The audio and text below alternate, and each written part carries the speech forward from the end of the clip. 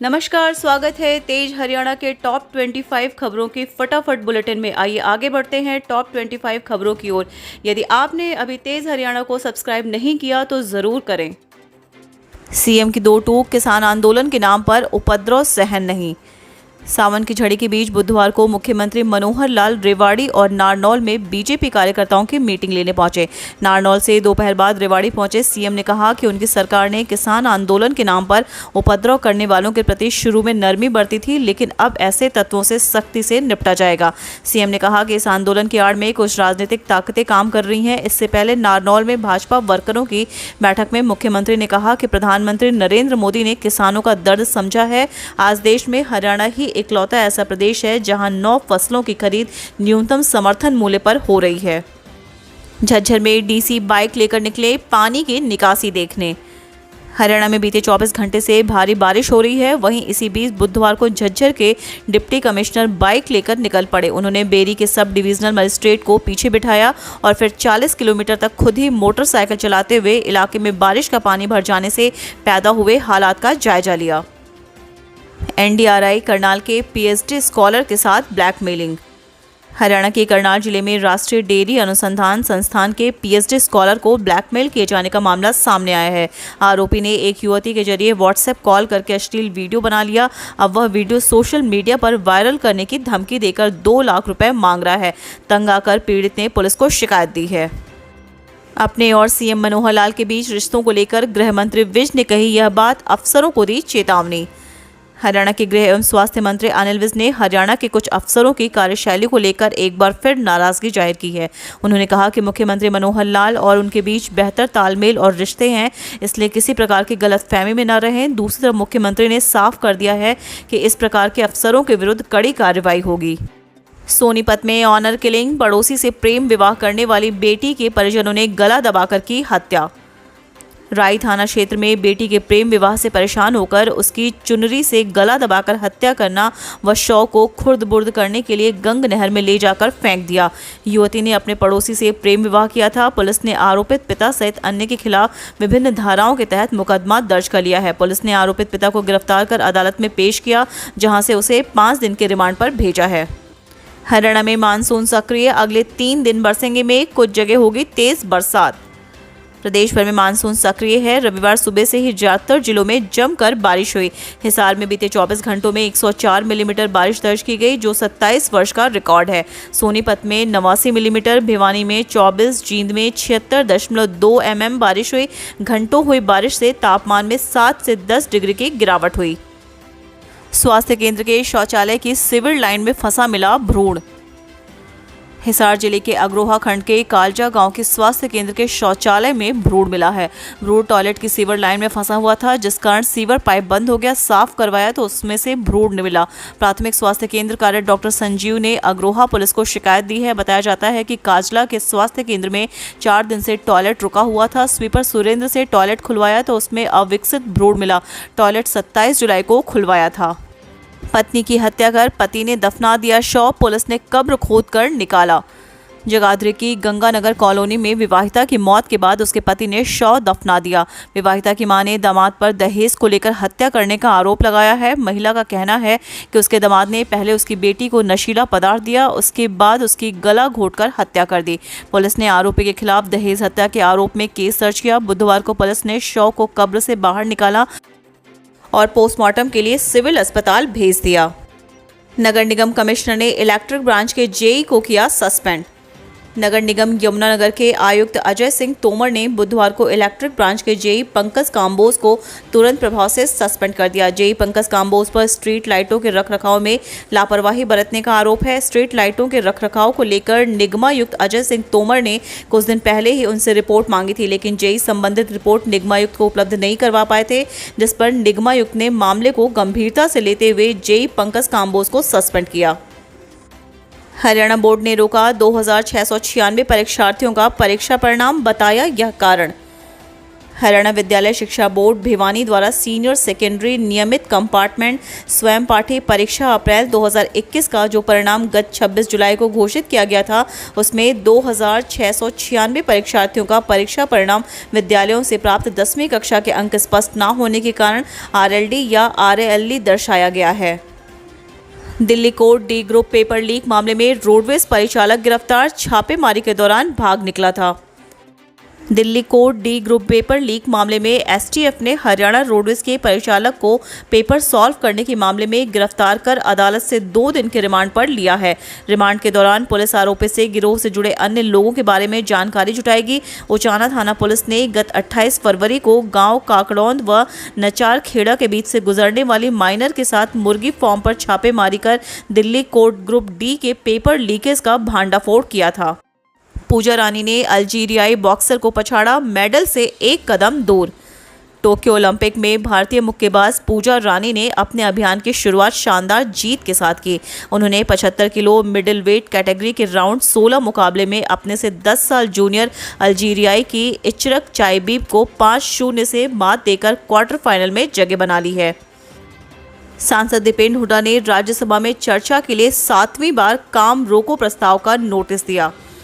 राज्यसभा सांसद दीपेंद्र हुड्डा ने किसानों के मुद्दे पर राज्यसभा में चर्चा के लिए 7वीं बार फिर काम रोको प्रस्ताव का नोटिस दिया, जिसे सभापति ने अस्वीकार कर दिया। इसके बाद उनके प्रस्ताव के समर्थन में पूरा विपक्ष एकजुट होकर नारेबाजी करने लगा।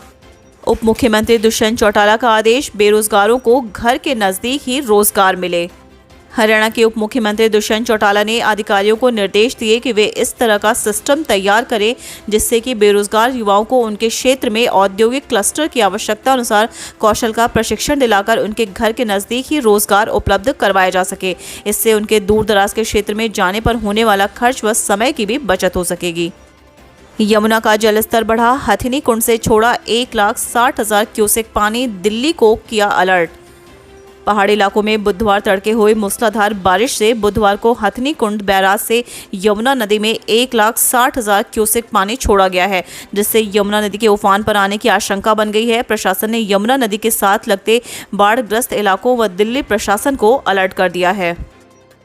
यूनिवर्सिटी ने रोका छात्रों का रिजल्ट, लगाया भारी भरकम जुर्माना, विरोध में उतरे छात्र, किया प्रदर्शन।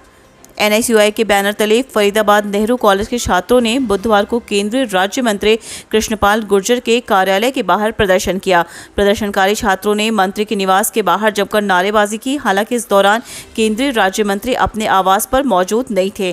दरअसल फरीदाबाद नेहरू कॉलेज के नए छात्रों का फर्स्ट सेमेस्टर का रिजल्ट रोक दिया गया है और यूनिवर्सिटी ने उन छात्रों को NOT एलिजिबल करार दिया है और छात्रों को साल भर की फीस से भी ज्यादा जुर्माना भरने का फरमान जारी किया है। मुख्यमंत्री मनोहर लाल के कार्यक्रम से पत्रकारों को रखा गया दूर। नारनौल में बुधवार को मुख्यमंत्री के कार्यक्रम में पत्रकारों की एंट्री बैन कर दी गई। इस पर जब पत्रकारों ने नाराजगी जताई तो बीजेपी के नेता मनीष मित्तल ने पुलिस के अधिकारियों से बातचीत की। इसके बाद पत्रकारों को प्रवेश दिलाया। दरअसल नारनौल में बुधवार को मुख्यमंत्री मनोहर लाल खट्टर का कार्यक्रम था, जिसमें उन्हें नारनौल ढोसी की पहाड़ी, जो महर्षि च्यवन ऋषि की तपोस्थली है, वहां जाकर अनेक परियोजनाओं का शिलान्यास व अनेक प्रोजेक्ट्स का धरातल पर निरीक्षण करना शामिल था। लेकिन खराब मौसम के चलते ढोसी का कार्यक्रम रद्द कर दिया गया। इसके बाद नारनौल में एक महामंथन कार्यक्रम रखा गया।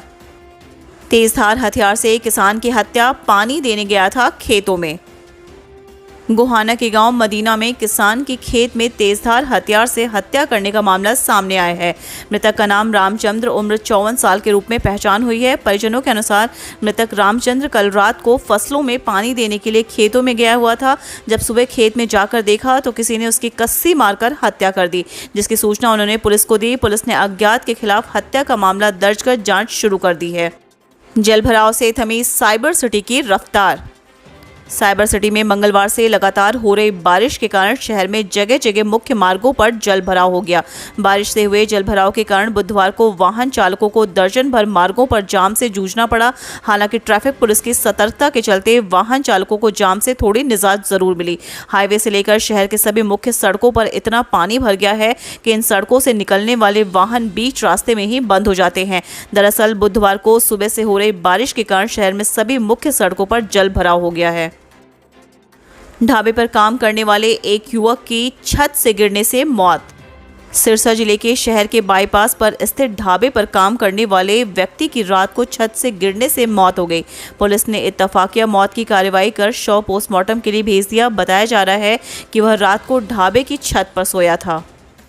मुख्यमंत्री मनोहर लाल का संबोधन शुरू होते ही युवक ने कृषि कानूनों के विरोध में की नारेबाजी।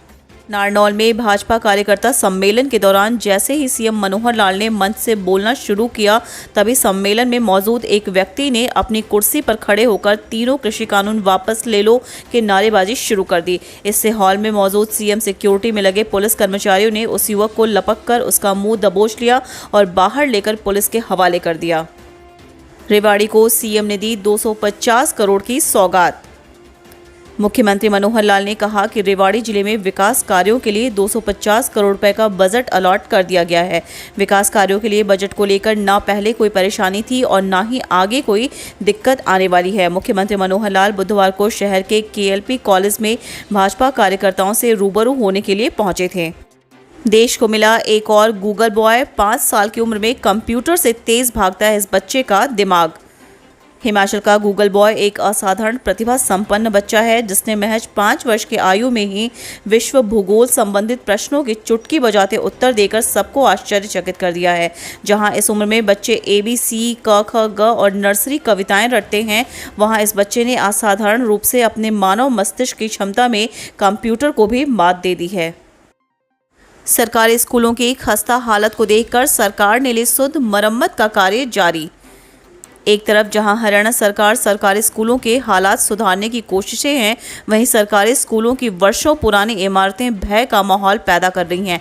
अंबाला के लगभग 87 स्कूलों के 243 ऐसे कमरे हैं जिनकी हालत बहुत जर्जर है, लेकिन इनको अभी कंडम घोषित करने की फाइलें दफ्तरों के टेबल पर धूल फांक रही हैं। शाहपुर के सरकारी स्कूल की पुरानी बिल्डिंग का लेंटर गिरने पर अंबाला शिक्षा विभाग अब हरकत में नजर आ रहा है और जल्द ऐसे कमरों का इंस्पेक्शन करके इनको अनसेफ घोषित करवाने की बात कर रहा है। अंबाला रेंज की आईजी भारती ने मांगी स्वैच्छिक सेवानिवृत्ति। डीजीपी को लिखा पत्र। अंबाला रेंज की आईजी भारती अरोड़ा ने स्वैच्छिक सेवानिवृत्ति के लिए आवेदन किया है। इस संबंध में उन्होंने डीजीपी को पत्र लिखा है। सूत्रों की माने तो उन्होंने इसके पीछे निजी कारण बताए हैं। प्रदेश में अवैध रूप से लोगों को विदेश भेजने वालों पर शिकंजा कसने के लिए गृह मंत्री अनिल विज ने पिछले साल उन्हें SIT का प्रभार सौंपा था। इसके अलावा वे राय स्पोर्ट्स स्कूल के प्रिंसिपल भी रह चुकी हैं। भारती अरोड़ा का जन्म 1971 को हुआ था, जबकि IPS बैच 1998 का है। उनकी सेवानिवृत्ति वर्ष 2031 में होनी थी। इससे करीब 10 साल पहले ही उन्होंने स्वैच्छिक सेवानिवृत्ति के लिए आवेदन किया है।